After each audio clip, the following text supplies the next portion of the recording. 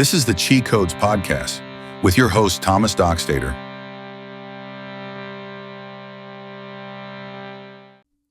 So, Doyle, round two. We're doing a second podcast here because your story is so interesting, so much to cover. Last time, we left off where you were going into prison for the second time. So the first time you had gone in, when you're 17 years old, you'd stolen a car, spent 2 years, got out, we covered that. And then you got caught with possession, a lab, and you went in for another stint. So let's kind of go down that road. The journey for that was, I was released. I did pretty good for the first initial part of that parole. Mm-hmm. I was clean for 15 months. Met my wife, who I had my 2 daughters with, and that was a journey on its own, that little rip there. I was out for 29 months total, and I started using after the 15 months of being out clean. I think being newly married, super young, I really couldn't process what my life was at what was like I was adulting, and I don't think I was ready to be an adult yet. Yeah. I was still in the trying to figure things out mindset, trying to like explore, experiment and all that, because early 20s, obviously, I was a young person. And I just don't think I was ready. I think in my 20s, I was probably at my most volatile. Mm-hmm. Yeah. I was up and down, torn back and forth between the street life and trying to have a regular life. And one of my old friends got out. After the 15 months, I bumped into him and we started chatting, and that's kind of where the parole itself went downhill. Mm-hmm. I never had used meth before. Okay. So it was my first time using it. It was a wild ride, man. That time from the 15 months to the 29 months is a blur. Selling drugs. I fell, obviously with my old friend that I ran into. We got into all kinds of trouble, and we started cooking meth. We were selling meth. And then obviously I was trying to be married at the same time. So like there's those 2 dichotomies going on, and I just wasn't ready to commit to the family thing. I was more pulled towards the streets and selling drugs and doing the wrong thing. And obviously I was on parole at the time. Yeah. Never made it off parole. And then I ended up going to prison again for a lengthier sentence. There's a lot that happened there. I got in a high-speed chase that ended up getting me arrested at the end of that prison, at the end of that parole there. Mm-hmm. I really went off the rails. I mean, doing meth for that period of time, it was a long time to do meth for, staying up all night. I wasn't in my right mind. I definitely had, like the mindset was just so off. Yeah. Like I just really didn't care about myself, honestly. Yeah. That's the main thing, is I really didn't care about myself. The self-love thing. I didn't have any self-love for myself, really didn't care about I kind of had a fatalistic attitude towards life and everything. Like, oh, these are my circumstances. This is kind of the way the things have been dealt to me. I'm on paper. Jumping off a cliff. Right. Yeah. Exactly. Well, I think, one thing you call out, like getting married at a young age, I don't think you're that far off from a lot of people, right? Yeah. Like I did it, and it was hard, and it was. I can see how it would bring out some type of like, how do you cope, right? Because it's like this new set of like worries or challenges or whatever it is, and like I think I can speak for myself. I wasn't great at handling it. Right? Like I didn't have a foundational method of how to deal with this new stuff. Right. And it sounds like the same was true for you, right? Yeah. It's almost like getting married while you wanted to go down that path. It's almost like it also kind of pushed you or nudged you back in that direction of like, I want to be reckless. Because it's really like a repeating pattern of what you did when you were younger. Right. And the people that you hurt when you're in addiction are the people that are closest to you. Right. So, obviously my ex-wife got drug into things that she would have never been exposed to otherwise.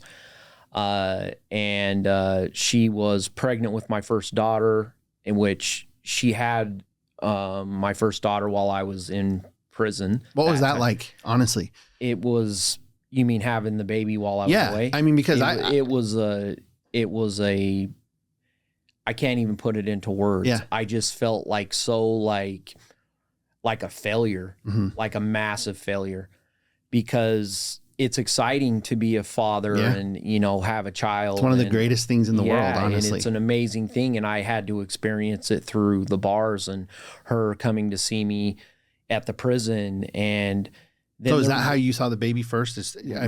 She came and visited? Yeah.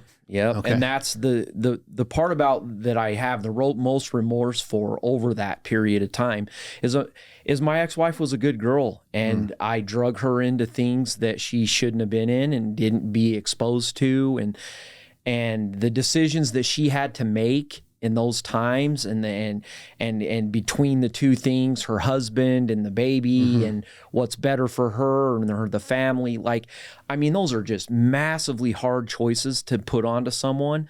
And then that's a ripple of my, you know, actions and the things that I did rippled into her life, rippled into her family's life, rippled into our family, you know, mom had to look out for my oldest daughter when she was young. And there was just so many things that came from that, like bad ripples. And that's one of the part about it that is really hard for me, because I feel a lot of remorse for exposing her to that, to having to have her make those hard choices and be put in that situation. It's a tough thing. So I could see how that might, I mean, I'm just trying to put myself in your position, but you go into prison and you're looking at a relatively long stint. Yeah.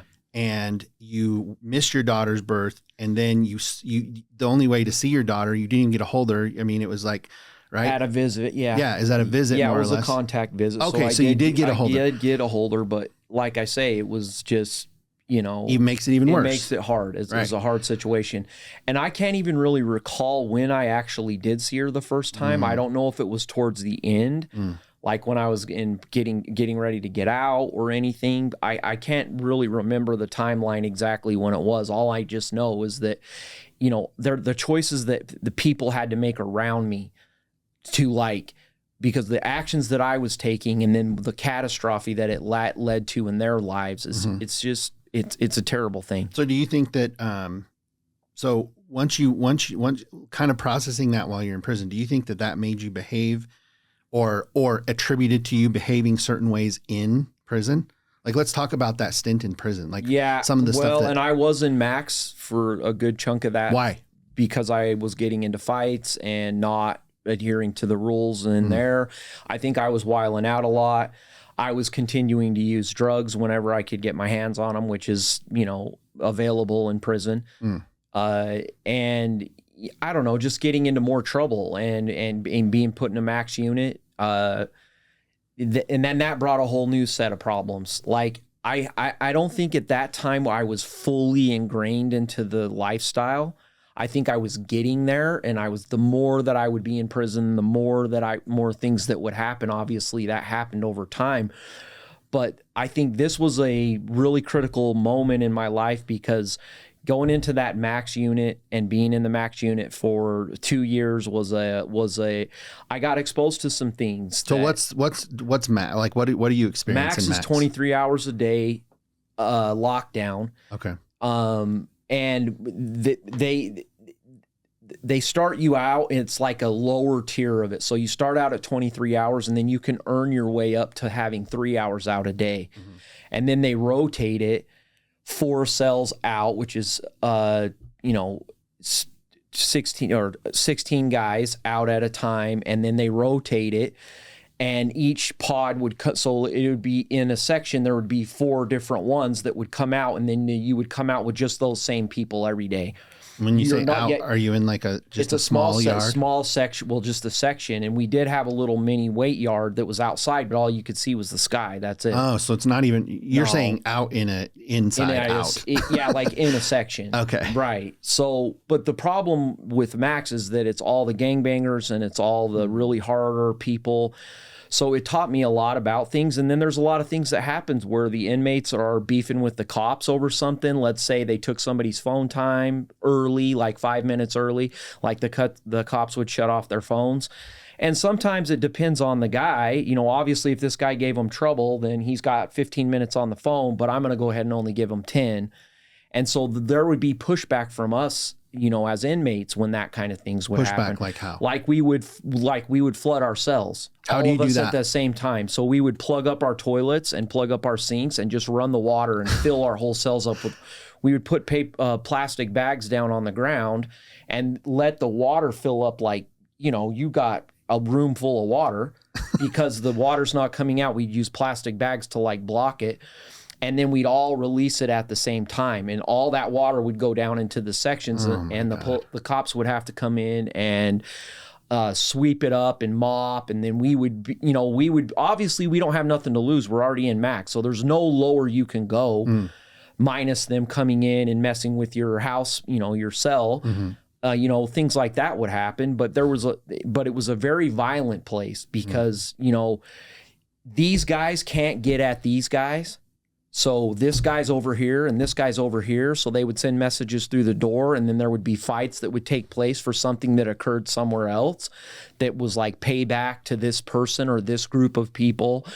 And there was a lot of violent things that happened. I recall an incident. One of my good friends who I fell with originally, who had been in there for the whole time, he didn't get out. He did a long time his first time. So this was just seeing him again later on. And he was on a different track than me. So he was downstairs for me and I was upstairs. So his 4 cells were down here and their other 4 cells were up here. And I remember there was this guy that we kept seeing on the news. He was some child predator. And he was like, super, like it was all over the news and all the stuff. And I'll tell you what, man, we're all sitting there at the cell door looking out that cell door, and sure enough, the cops are bringing that guy in. That guy, man, everybody had seen it on the news. It literally just happened. He just got sentenced and he came into our section. Now, technically, he was supposed to be on protective custody. So there was some mistakes made by the police here. And I think maybe it was a setup. Accident. Well, or it was on accident on purpose. I don't know what happened because everybody knew that it was a really heinous crime and it was a young girl and all this kind of. And as far as us and prison goes and everybody, we are totally against child predators. Yeah, what's the rule like there on that? Obviously, they're not going to do well in the main yard. So if it's some sort of like child crime, predator, child crime, anything against women, there's things like that. You're not going to have a good time in there with that kind of stuff. They just don't put up with it. It's like a creed, you know, that we're only, you know, you're operating in the land of people that are in the game that you would say. So like other drug dealers, other people, then you're committing crimes on them on the street. There's just certain things that are off limits. It's like a silent code. I don't know how to say it. There's like a moral code to it. Okay. But they put the guy into the first cell and there was no one else in that cell. All those guys had been moved out to another section and that cell was empty. So he was in there by himself. Now my friend is a little, he's a little hard to deal with because he's one of those kind of individuals that's quick to pull the trigger. So he obviously, the second he seen that he came onto his wreck, that's the immediate thing that he did was like, hey, you ain't going to live in here. You're not coming out with us. And they were getting ready to come out on tier time just in a little while, like I think like an hour or something like that. So it was kind of tense in there and everybody kind of knew some stuff was going to go down. Yeah. So now, technically, what should have happened, all 4 of these doors open at the same time. Like I say, they're on a track. And when they open them up at one, and we were in section 2. So if the cop is standing in the bubble and he can see all the way around to all 6, there's 6 sections, and he can see all the way around. But if he's opening up section 1, he's facing section 1. Facing section 2, facing section 3, facing section 4. And as he's going around opening up the doors, his back is to the section. Okay. Because he's on the other side. Right. So he can't really see. And it was only one cop that was up there in the bubble that day, which was weird as well. Because normally there's 2, there's one on the ground, there's usually one running around the unit, then there's 2 up in the bubble, or they swap out back and forth, things like that. But anyways, I remember that the tenseness and the feeling in there because everybody's yelling and screaming at the guy, talking a bunch of crap. And so we knew something, like whatever, but we didn't think they were going to open the door because he was on TRO, which is a temporary restrictive order, which means he's like protective custody. They're not going to open his door. He's not going to come out on rec. So it'd just be those 3 cells. Here's the thing. All 4 doors opened. So I was paying attention because I'm looking out the window and I'm looking down at the tier and I see my friend come out and he looked up at me, and soon as he looked up to me, I seen this guy running from the side, and I told him, "Hey dude, check, look," and he hurried and moved, and the guy slashed him. So he had made a razor knife out of one of the razors that they give you to shave with. He cut out the razors and then he had melted it together because you can make fire. Like you'll have a plug in your room, and if you put 2 pieces of lead inside of it and touch the lead together, you can light toilet paper on fire. So you can light a fire. So guys will light little wicks made out of toilet paper, and they'll melt plastic and do things like that. So you'll get your utensils that you eat with, and you can make a makeshift little shiv out of it, and you can slide a razor blade into that and then melt it into it. So you have basically an open slashing blade. You can't stab anybody with it, but it does a lot of damage. So as soon as I told him that was happening, he turned like this and was turning, and he seen the guy. Now my friend is pretty big size and this dude wasn't very big. But like I say, the cop's attention was the other way. So he's looking the other side. So he doesn't even see this initial little scuffle that happened. The cell doors are open for 1 minute. And then they close them because the reason why they close them is they don't want people running in the cells fighting. So Sam grabbed the dude in a headlock and literally chucked him into the cell by his head.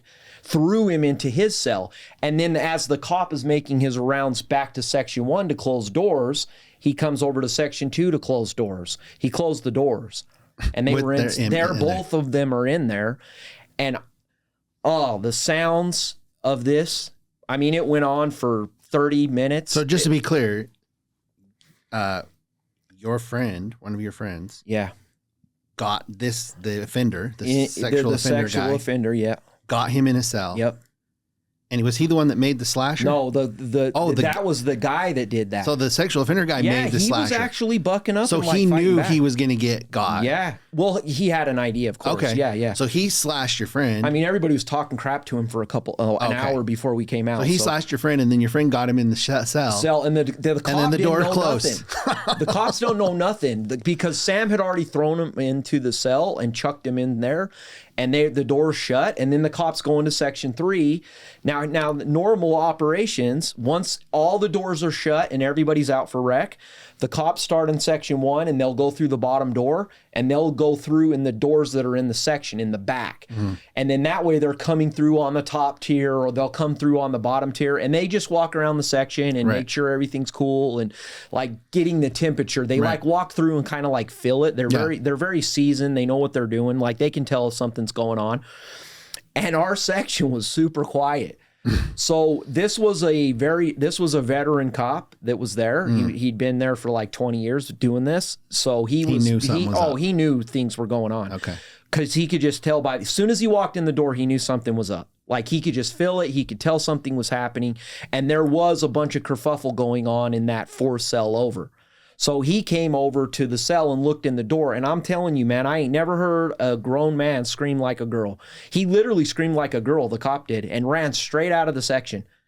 He screamed like a girl. He's getting on his radio hey, stop that. But he literally screamed like a girl to begin with. What did he see? Well, what we could hear was a bunch of slipping, there was water all over the floor, but it wasn't water. Blood. It was blood. The whole section smelled like blood.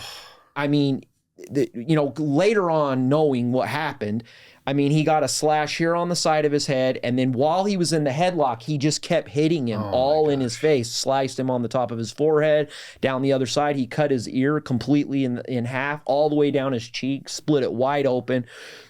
But he beat him half to death for at least 30 minutes. Oh, wow. I mean, we could hear his head getting bounced off the toilets. I mean, it was bad. And when the cops actually did finally come in, they came in and distracted everybody, put them in the showers like they do. That the showers can like lock. Okay. So they locked one of the guys. You know, they put my friend into the shower, and then they pulled out the guy and put him on a gurney. I'm telling you, man, I looked down at that gurney. You couldn't even tell it was a person, man. Pure blood. His head was completely round. Oh, it was round swollen. like a baseball, like just completely round, and it was black and blue.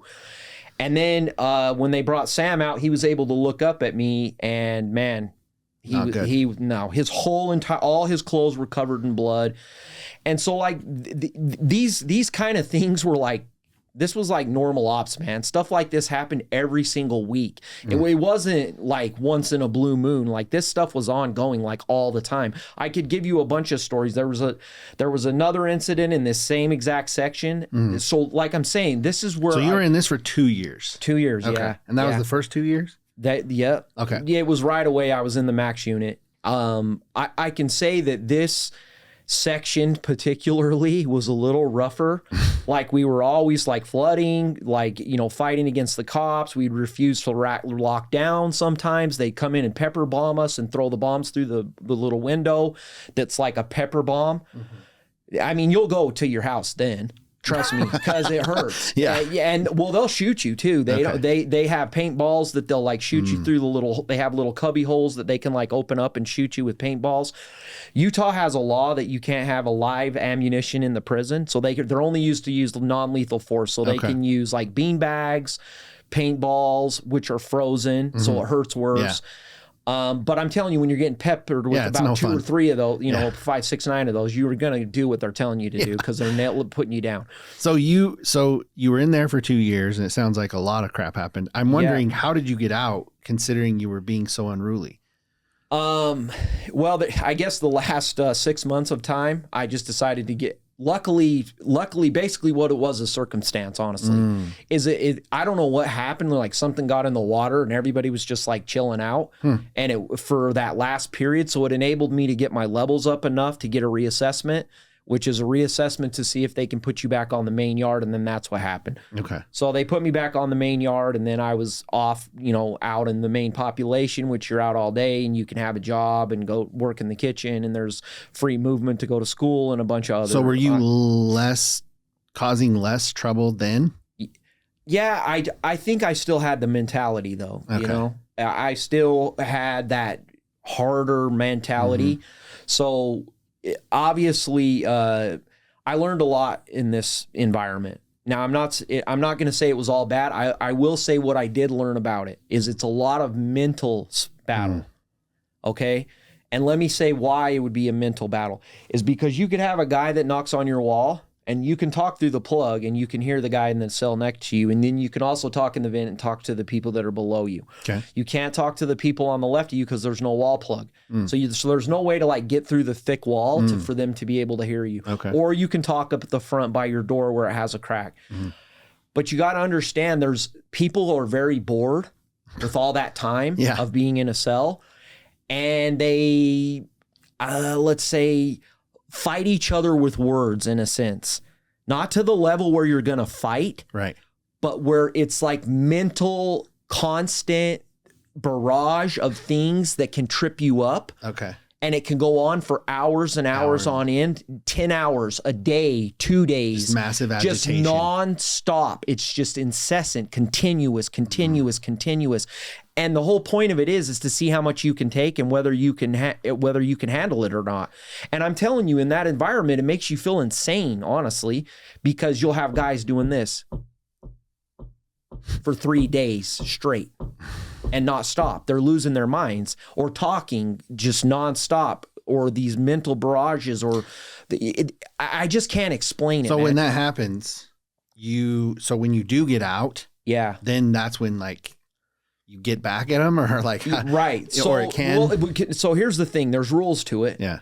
Obviously, you never call guys out their name, use the P word, the B word, there's certain things that there's rules, but I think the whole point of it is just pure boredom, insanity, honestly. It's and just then insanity. they get some sort of reward out of it if they can get if you can win, if they can trigger you, or get right? you, If they can trigger you to the point where you want to fight, that's the whole point. It's like win. walking the line of that all the time. Like the disrespect is not over the line to where it's like straight up disrespect. It's just on the line a little bit, and it's the back and forth of that. And then not only that, then when you're actually out on the tier, then you have other things that are going to happen. They're going to slide a note through the door, and they're going to say, "Hey, this guy needs to get at this guy. You're there. You need to be able to handle that." So you'd have to get into fights that you really had no reason to get into a fight with this person, but you did because of some other thing that happened somewhere else on the yard. So there was just a lot of pressure of to do things or to be involved in things, and then the mental side of it, obviously. And that's where I learned a lot of my resiliency is through this, because I mean, to be able to maintain that and not lose your effing mind is just, right. I mean, there's a lot of guys that do lose their mind. They do lose their mind. I mean, there's guys that you'll wake up in the morning and the cops are coming in to take out somebody who hung themselves the night before. Like, I mean, it happens. Oh yeah. They OD. Imagine. I mean, the guys while out, they come out and act crazy. I mean, there's just 1,000 things that can happen. I mean, I could give you 1,000 stories like this, that of this is what it was like in there. It was a very, very hard environment. And this was in Salt Lake. Yeah. So, Draper. All right. So you got out. Yeah. After 5 years, right? Yeah. You got out. Uh-huh. I remember this time. This was around 2001 or 2. Or was it closer to 2004? Are you getting later? No, it was so like you're doing later on. Well, after you got out for this. Yeah. It was right before the dad moved to Colorado City, right? Yeah. If you recall. Yeah, but I wasn't out very long that time. 4 months. So you got out, and I remember when you got out, you were just like, from my recollection, it was not like the first time. No. You were like on another level. You got out and you were just like immediately like ready to just jump back into the crap. Yeah. I remember that very clearly. There was that was my plan. There was no plan on stopping. Like the second I got out, I hooked up with my friends and went straight back to selling drugs. I was only out 4 months. It didn't last very long. And this was the time that I was selling drugs again, like always. And I was at a hotel room, and I was hanging out with this chick that I barely knew, not very well. But anyways, we were hanging out, and supposedly her buddies wanted to buy some meth or whatever. And I had a lot. So I was like, okay, cool. Tell them to come over. Well, the whole thing was a setup. So she knew I had a bunch of cash, which I did. And I had a bunch of dope, which I did. And obviously she gave that to her friends and let them know. So they were acting like they were coming to buy some drugs, but that's not what was happening. So they knocked on the hotel room. I had a bad feeling about it. Like she was kind of acting a little shady. So I was feeling a little like, what's this girl trying to do? Right. But then at the same time, I was real cocky with myself and wasn't really worried too much. So I answered the door, and there was 3 guys standing out in front of the door. And then soon as I opened the door, she immediately just went out of the room. Like she just went out of the room. So I was like, oh, hold up. Yeah. So these dudes like bull rushed me in the back of the hotel room. And like I was up against a wall. I remember there was a chair, like, a chair that sits at one of those little desks. I grabbed the chair and I was kind of like swinging it to get them away from me. Yeah. And I just remember something hitting me in the side, but honestly, it didn't even hurt or anything like that. It was almost just like somebody kind of hit me on my side a little bit. And we were fighting and stuff was getting thrown everywhere. It was super loud on us. And honestly, I don't really remember a lot of it. All I know is that we kind of switched places, and I was behind them and they were at the back of the room, which the window to the outside was right there. And I threw that chair, which broke the window and landed in a car in the parking lot down below. So these dudes went through all the stuff and they stole the dope and the money and whatever. And then they left. I fell unconscious because I didn't even know what happened. Like I said, I felt like this. So you got stabbed? Yeah, I got stabbed in my right side. And I got my lung punctured. So luckily that chair that I threw out the window warned someone. Yeah, it warned the security guards that something was going on, and they came up and found me unconscious on the floor. Otherwise, you might have died. Otherwise, I would have been dead. Yeah, there's no Another doubt time about in it. which you might have almost died. Yeah, there's no doubt about it. I would have been dead. So then, I wake up in the hospital room and I got a tube in my side. I got a catheter in, and I'm sitting there like, and then the TV's on and the news is on. And guess who's on the news? Me. So I'm like, oh, so I'm freaking out because I got all this stuff hooked up onto me. And I told the nurses, I'm like, take this catheter out of me. I just want to leave. And she's like, sir, you can't leave. I said, no, I do want to leave. I'm like being super forceful. Like I'm ripping the IVs out. I'm getting the stuff off me. Like I'm getting out of there. Mm-hmm. I called one of my people to come get me. The lady took out all the stuff. Obviously this shouldn't have happened. Like I shouldn't have left the hospital. There's no way. So I went and stayed with a friend of mine, and I was hanging out for a couple days. And honestly, dude, I just told her, I said, you know what? Just take me down to AP&P.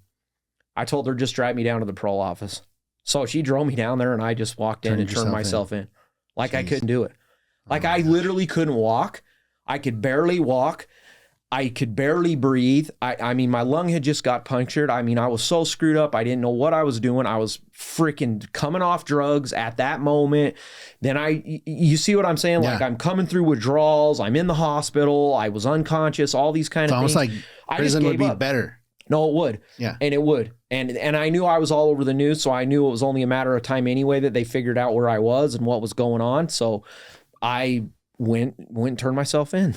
It just went back, man. So you went back. Yeah. How long were you in then? Wasn't that like a year? Yeah. It was pretty short, Yeah, right? it was short, like a year, 18 months. It was like a violation. Okay, so here's the thing. I remember you went in for a short period. Yeah. And by that time, our whole family had moved down to St. George area. Yeah. Right? Yep. Then you got out. Yeah. And this is where the really interesting story comes. You got out. You were free for how long? Was it? I don't even think it was a year. A year? Maybe, yeah. I think roughly. I don't even think it was a year, honestly. It might have been shorter than that. So there's some things that happened. I know, but this is we from a time perspective, we have to get to. Yeah, we're skipping all kinds of stuff. Yeah, I know. Well, dude, we could do 10 hours, 12 hours of this. Yeah. So, but this is a really important one because this is a big one. So you were in St. George, you were kind of just screwing around, whatever. I remember you were kind of dating some girl and you guys were definitely doing meth or something. I don't know what. Or drinking. I wasn't doing meth then. Something. It was cocaine and alcohol. All right. So you were doing that. And now tell me what happened that got you caught that time. Like the current time. Last time. Didn't you get caught with a gun? Yeah. Okay. So that's what I heard. So this is the time you're talking about. So this is the most down in St. George. Yeah, this is the most current thing. So the last time I was in prison. Right. Yeah. But there's a good story here. Yeah, there is a good story here. So I started using drugs again. I was dating a girl. It was very toxic. She used, I used. She was doing meth. I wasn't doing meth anymore. I really hadn't done meth for a long time. Mm-hmm. But I was doing coke, drinking, smoking weed, whatever. But anyways, we were partying. Everything got out of control. My buddy, the one that we just talked about, he was out. Okay. And he did like 12 years, something like that. So he'd only been out of like a fresh time, and he's a live wire, man. And he's not an easy person to control, especially on drugs. And me and him were partying and hanging out. And anyways, I ended up going back I got caught with a firearm. Mm-hmm. Yep. And it was, I think there was a stolen car or something like that, theft or some other charge too, and a possession of a firearm. That has a heavy sentence. I already know that it's going to be 5 years or whatever. Here's the thing is that he actually got caught on some other charges, my friend, and he was also in jail, but he actually got caught before me. So he got caught a week before I did. And then I got caught after that. So we were both in jail at the same place at the same time. So you were in jail down in St. George, right? Yeah. Okay. Yeah. And what happened to happen is Warren Jeffs also got caught by the FBI. He was on the FBI's most wanted list. He got caught. He was in the same jail. The next section over. He was in the same jail as you at the same time. Yes. The same guy who taught you in the Alta Academy. Yes. The evil freaking dude that you thought was a demon. Yes. You guys ended up in the same jail together. Who would have freaking thought that could have ever happened? I'm telling you, it was the biggest trigger point of all of my life. And that's literally what triggered me into what happened next. So tell the cool story next. So what did you do? What did you do? Look, I don't want to embellish this stuff because it's it's hard for me to talk about because I feel guilty about it, and it's hard. But seeing Warren there like triggered my childhood all over again. Now I was happy because he finally got what his just deserves, and he was in jail for all the pedophilia and all the other things that he went to jail for. He's down in Texas now, and he'll spend the rest of his life in prison, and I'm glad because that's what he deserves. Yes. But seeing him, my friend was there. Obviously, he's going to like pump me and like, oh, yeah, bro, whatever. So I told him, I said, dude, I'm just going to bounce. And he's like, what? I said, yeah, I'm just going to bounce. I'm just going to bounce. I'm going to jump the fence. I'm going to do something. I'm getting out of here. You're breaking out of prison. Because I already know that I'm going to do a long time. So you don't care. So I just really don't give a shit. Yeah. So I don't care about it, and I'm just going to do whatever I'm going to do. I'm not going to divulge the details, but all I'm going to say is that we were out in the yard. It was Thanksgiving weekend. We were out in the yard, walking around the yard. Everybody's playing like volleyball and whatever. So the way these were like dorm situations. These weren't cells. These were dorms. So you had like 50 guys in there, whatever it was. I can't remember, 48 guys. We're out in the yard. It's I think it was a Sunday. I'm not 100% sure. Right after Thanksgiving. I know Thanksgiving just had barely happened. So it's the weekend after Thanksgiving. So we're walking around in the yard, and the cops come kind of like in and out. They sit at a chair, and then they'll go back out, and then they'll come back out. Well, I just walked around the yard, and I just looked at that fence, man, and I just said, I'm going to do it. And I just skinnied up a pole of the fence, and the razor wire was in like this, and I just grabbed it, and I just put my leg, I'm an agile person, and I've always been athletic, so I was able to get over it pretty easy, and then I jumped over to the other side. Just grabbed the razor wire and went right over. Grabbed the razor wire. I got scars all over my body, on my sides, down my legs, on my hands, everywhere from that, and then I just started booking it. So you literally scaled the walls. The fences, yeah, the fences. 2 of them. And broke out of jail. Yes. Dude, and just started running. So this is my memory of this. Okay. I was like 18. Yeah. And I was like I had left the religion, and I had gotten a job selling cars. We're at the dealership, and everybody's like talking about this person that broke out of jail in St. George. It's all over the news. I'm like, I go and look, and I'm like, oh, that's my brother. They're like, what? I was like, oh my God. So that's how you found out. That's how I found out. I saw it on the freaking news, and everybody was like, what the hell, dude? Oh, that's crazy. Well, so I started running away from the jail, and I grabbed some like sand, because you should know the red dirt down there. I grabbed some sand because I was like dripping blood all over the place. And I looked back after like, a good little quarter mile or something, and I look back and everybody's still out in the yard. Nobody even noticed. Hey, I'm golden. Nobody even noticed. I got stole a car. Mm-hmm. There's more to that story, but I ended up in Vegas. Okay. So I was in Vegas. I'd been down there for about a day, 2 days. The whole world's looking for me, as you know. On the run. Yeah. Fugitive on the run. Yeah. The whole world's looking for me. And, I was sitting in that car. It was late at night, super late. I was on coke, I think, is what it was. It wasn't meth. It was coke. I was on some coke kick at that time.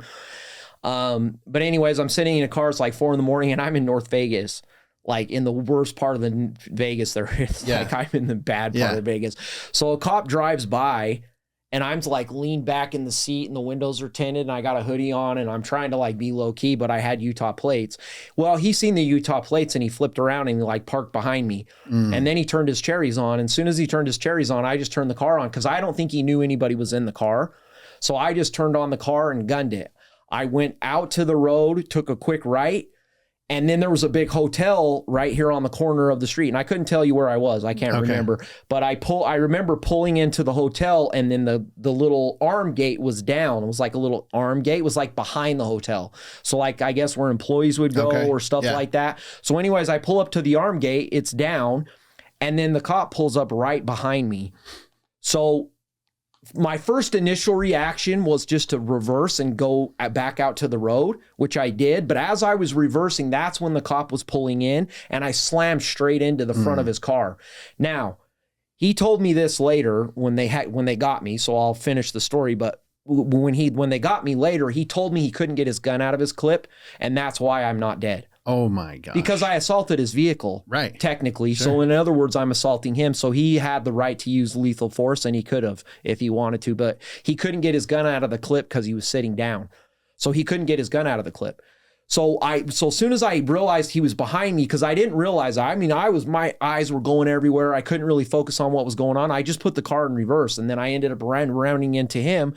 And then I just blew through the little guard gate and drove in the back of the hotel. And then I slid the car sideways. I kind of jumped out while it was still moving. It wasn't going very fast, maybe 5-6 miles an hour. And I just got out of the car, and then there was an employee entrance. And then I ran to the employee entrance. Some guy was going in with his key card, so I just grabbed the key card.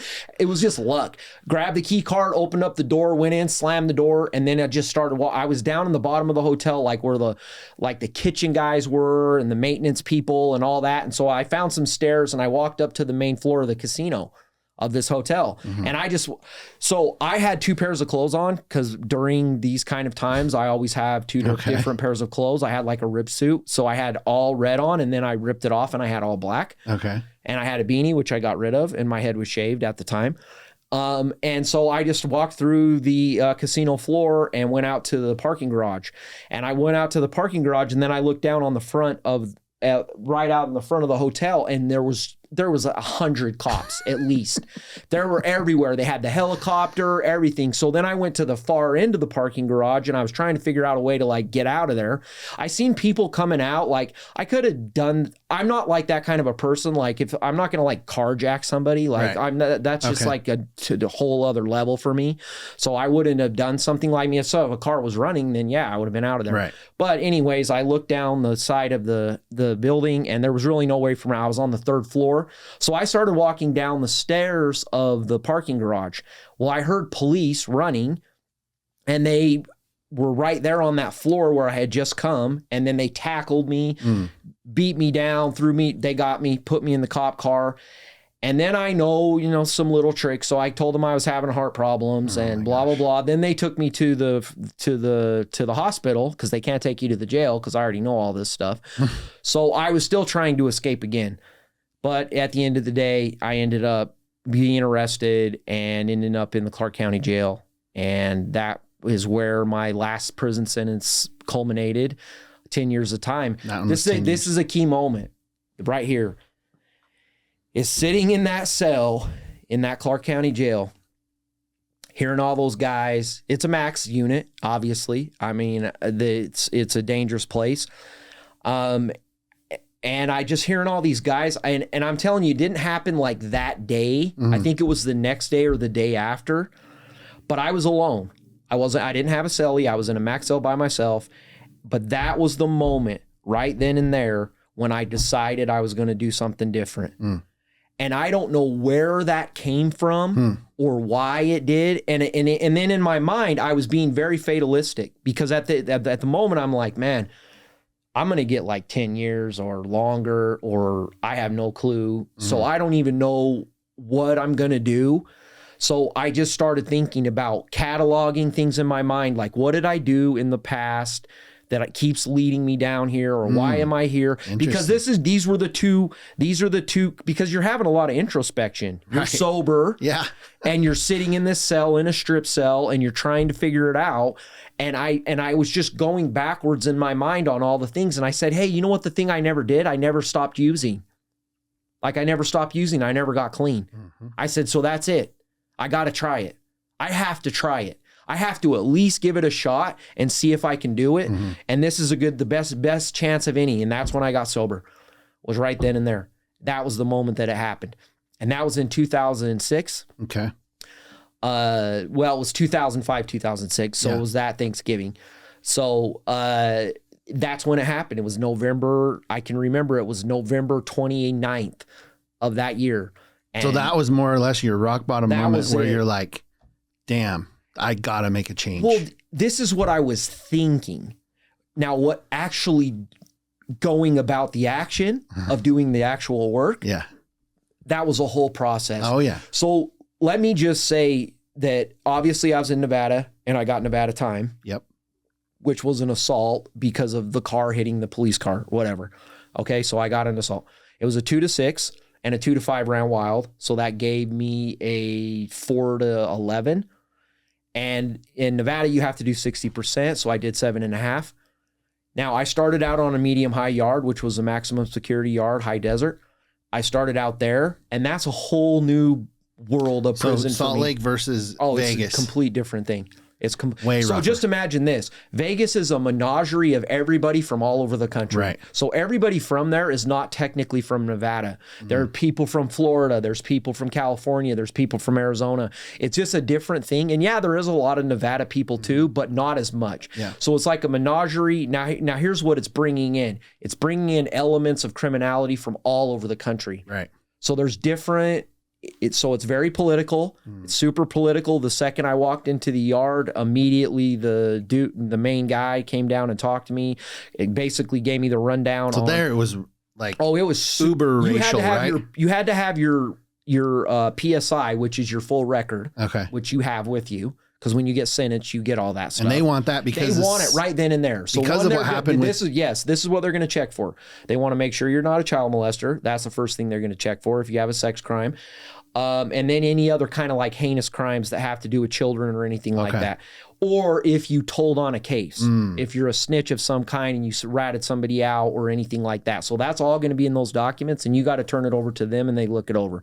So they looked at all my stuff and they were like, oh, you're legit, dude. And then they were kind of like giving me props like, damn, dude, you escaped. That's legit. Like, what, come on, it's criminals. Sure. Of course. They all dream about it. The dream of escaping prison. Their whole life they dream about it. So obviously, but getting in there and learning that new... I was already a seasoned person. I had already done a ton of prison time already, so I already knew what to do, what not to do. It was very similar in a lot of ways, but the politics side of it was a lot more heavier over there.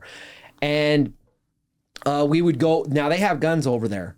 So they have M14s on the rails. They have live ammunition inside the prison, and they will shoot you. Big boy prison. No, they will shoot you. Yeah. They will shoot you. And they're up on the catwalks, and they have guns and everything. And let me just say, this environment is fully open. So 64 guys with the other side, which is another 64 guys, and they all go out at the same time. I'll go to the... So, you're 150, 160 guys out in the yard at the same time. All the little cliques, different guys. I mean... whole different ball game, man. And I'll tell you that prison sentence itself was it was not easy, man. That was a hard, but let me just go backwards to that Clark County jail. Okay. So I decided I'm going to get sober. So then when I got into the system, when I finally made it to the yard, I started going to school. I started taking classes. I started reading books. I started doing yoga, which was weird. Because there was some guys that would do yoga, but it was a very small percentage, okay? But I was doing it every single day. I was meditating all the time, and obviously I had to come back to Utah to finish up. So once the Nevada thing was done, and I don't want to get into all the stories of it, but I can just say it's carbon copy of what... 7 years of prison, I'm sure there's tons of stuff. Well, there's a carbon copy of what I just told you. Okay. Fights. Hundreds of fights, hundreds of incidences of lockdowns... the whole thing, that's basically it. It's just a rinse and repeat of the same thing. Right. Then I come back to Utah, an old guard, her name is Mrs. Peterson. She was trying to get me to get into the HOPE program, which is a behavioral modification program that they offer down in Central Utah at the Central Utah Correctional Facility.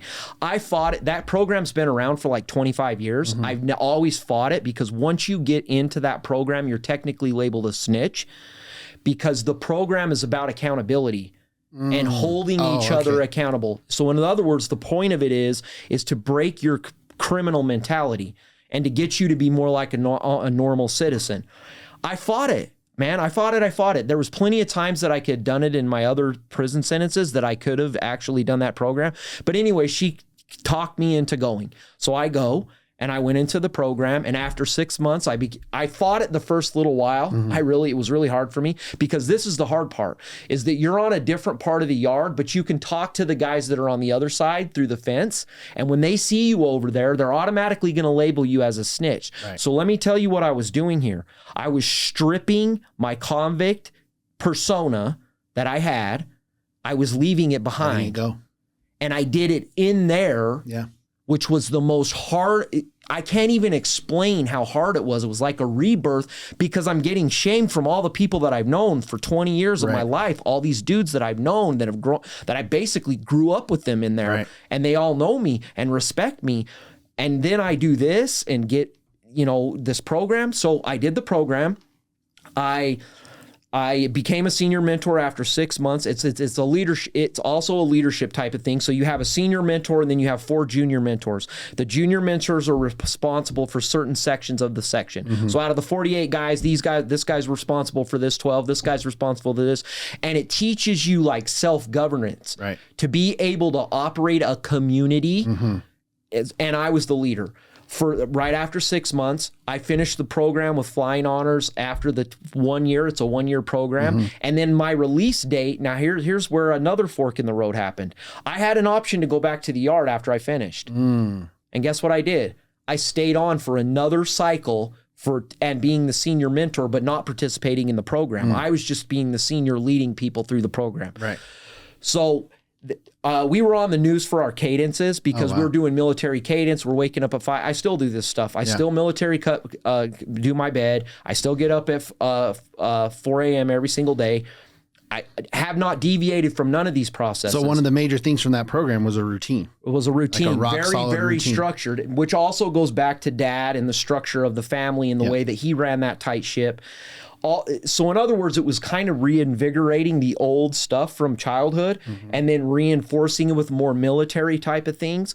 So, but the process that I developed during that program time, because it's a dorm setting, it's like a pod with 12 guys, and then the pod with 12 guys down here.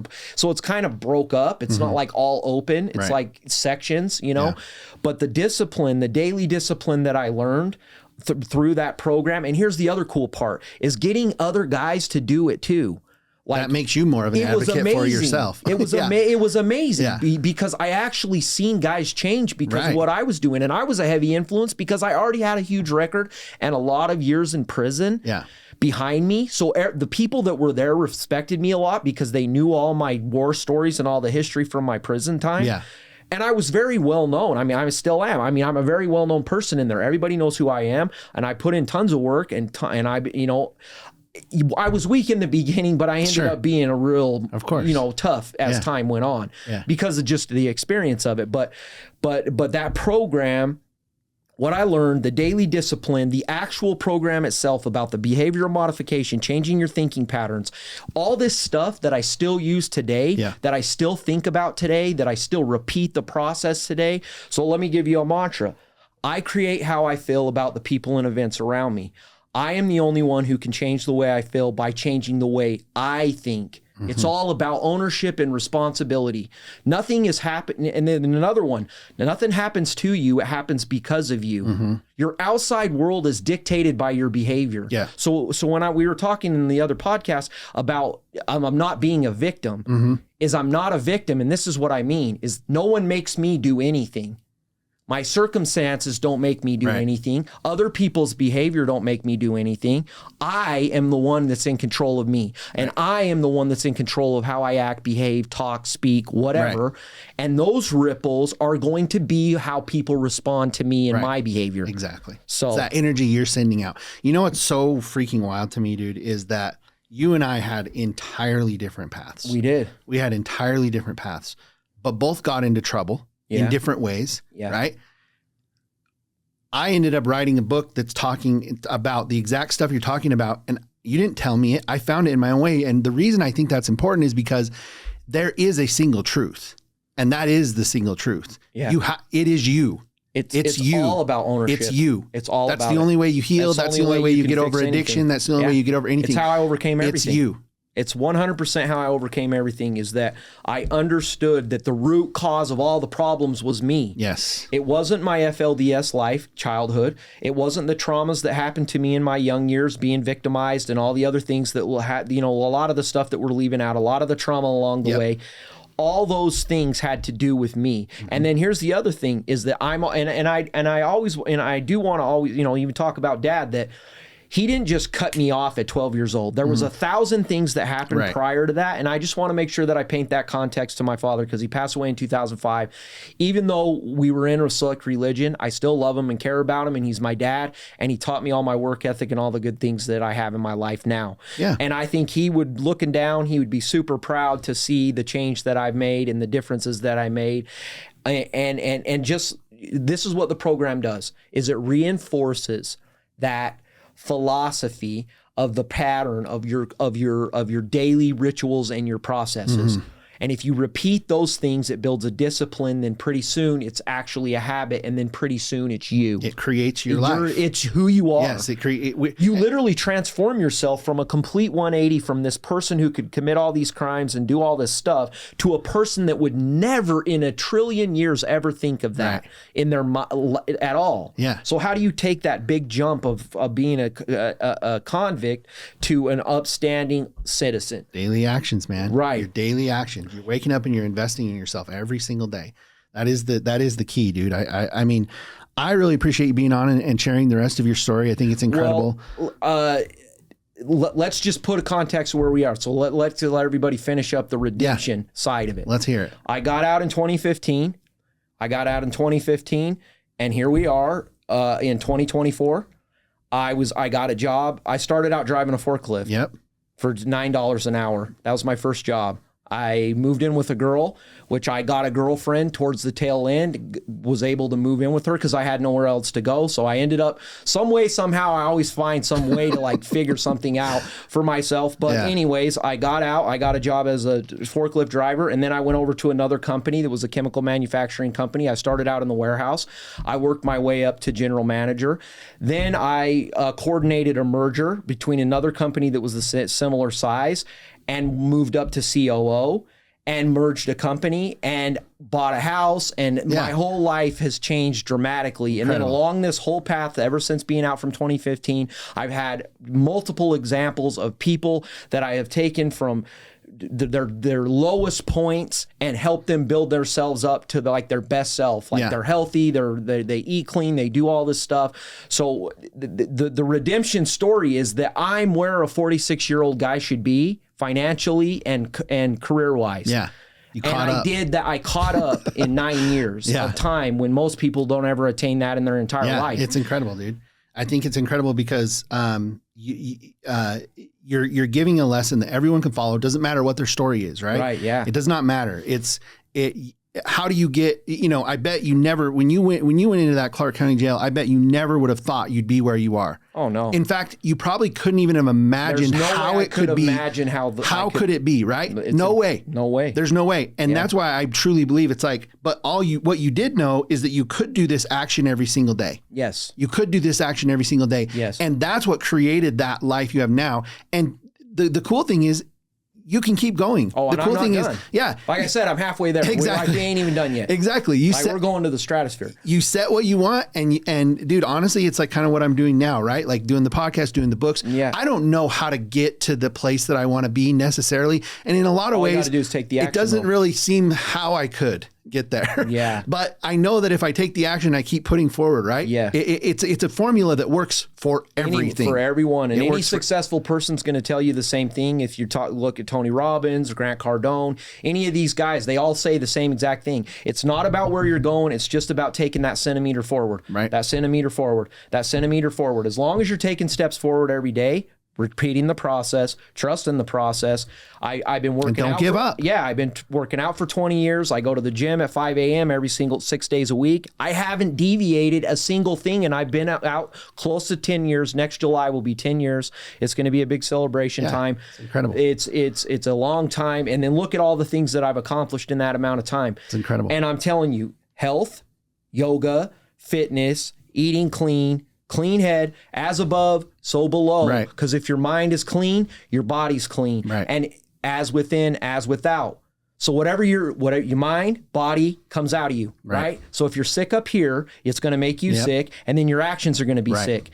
But if you're clean up here, clean right here, then your actions are going to be loving, kind, respectful. You're going to have positive ripples, which I'm just grateful that I can be able to run around causing positive ripples all over the place. Exactly. As many positive ripples as I can, because I have a lot to fix from the before. The family didn't trust me when I got out. I had to earn all that trust back from everyone. And now look at the situation. Everybody comes to me for advice and asks me for, hey, man, what should I do?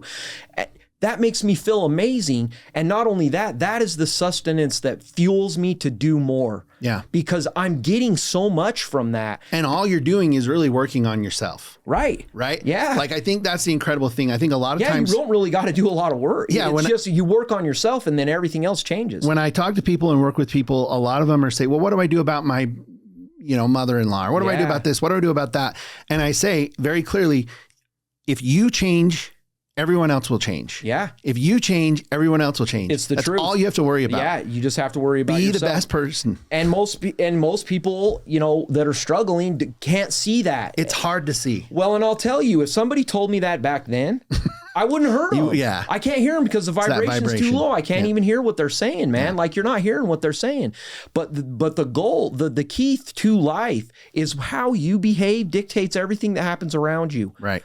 So if you're complaining all the time, blaming all the time, drinking yourself into a stupor, using drugs into a stupor, what do you think? What do you think's going to happen? Well, those you are the think actions. Good stuff's going to come out of that. Yeah, those are the actions you're putting out. That's what's going to bring you those things. Of course, you're going to get more of that stuff and more of those people. I mean, you make a great point, and for a lot of people that are at that place where they're like, man, I want to do this, but I don't know how.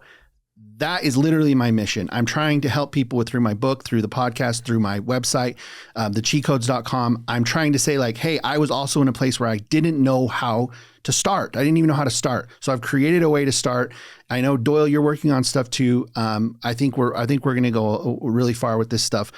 Obviously, people will see us around, and I'll have you on again. Absolutely. So, Definitely, man, I really appreciate you coming on. And it's only up from here, right? Yes, sir. The stratosphere, man. All right, man. Thank you. Thanks, brother.